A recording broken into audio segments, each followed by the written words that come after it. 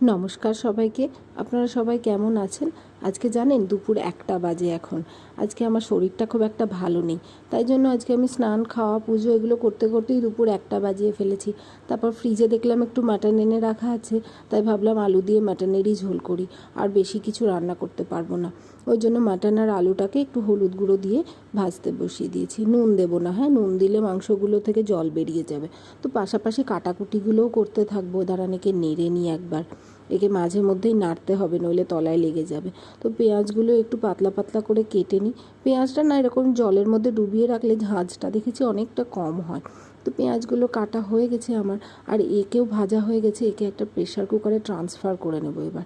একে 70 to 80% সেদ্ধ হবে, এরকম জল দেবো। আমি 750 মাটনের জন্য এই হাফ গ্লাস মতন জল দিয়েছি, দিয়ে একটা সিটি দেবো। এর মধ্যে কিন্তু এখনও আমি কোনো নুন দিইনি। এবার পেঁয়াজটাও আরেকটা গ্যাসে আমি ভাজতে বসিয়ে দেবো।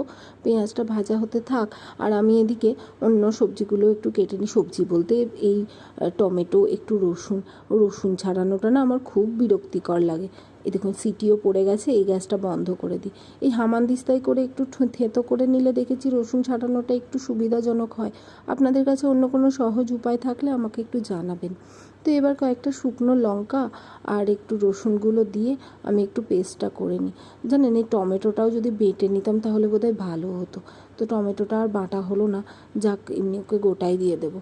তো এই বাটা মশলাটা দিয়ে দিলাম। আর আদা আমার ফ্রিজে একটু বাটাই থাকে, রান্নার জন্য খুব সুবিধা হয়। তো সেই আদা বাটাটাই দিয়ে দিলাম, আর নতুন করে ছাড়াতে সময় পাইনি।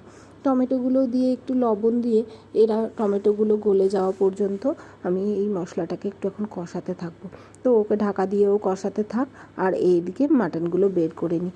দেখুন মাটনটা কিন্তু বেশ 70 to 80%ই সেদ্ধ হয়েছে, ঠিকঠাকই আছে মাটনটা। তো মাটনটা সেদ্ধ হয়ে গেছে, আর এদিকে কাঁচা লঙ্কাগুলোও কয়েকটা চিড়ে নিই। মশলাটাও কষানো হয়ে এসছে। এবার না এই গুঁড়ো মশলাগুলো একটু দিয়ে দেবো, যেমন ধরুন হলুদ গুঁড়ো আর একটু জিরে গুঁড়ো, আর এই যে মাটনের স্টকটা সমেত দিয়ে দেবো। এখন এবার একে একটু ধৈর্য ধরে শুকনো হওয়া অবধি কষালাম। তারপরেতে একটু ঝোলঝোলি মাটনটা আজকে করলাম, বুঝলেন। ভাতটাও তো খেতে হবে, একটাই তরকারি, নুনটাও একটু লাগতো। এরপরে না এবার একটু ভাবছি যে এই গরম মশলাগুলো শিলে বেটে নিয়ে আসি। গুঁড়ো গরম মশলাটা আমার ঠিক খুব একটা ভালো লাগে না। তারপরে ভাবলাম যে এই শুধু মাংস আর ভাত হবে, তাই কয়েকটা শসাও কুচিয়ে নিয়েছি। এর মধ্যে একটু লেবু, বিট লবণ আর গোলমরিচ গুঁড়ো এগুলো মিশিয়ে নিয়ে একটু স্যালাড বানিয়ে নিলাম। রান্না হয়ে গেছে, চলুন গরম মশলা দিয়ে দিই।